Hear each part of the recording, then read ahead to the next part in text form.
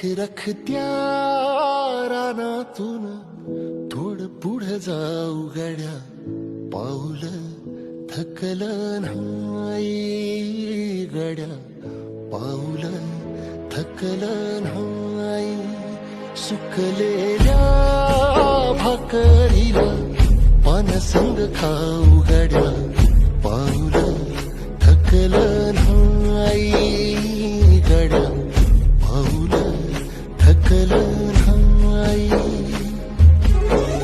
झालो बरबाद जरी बसला घाव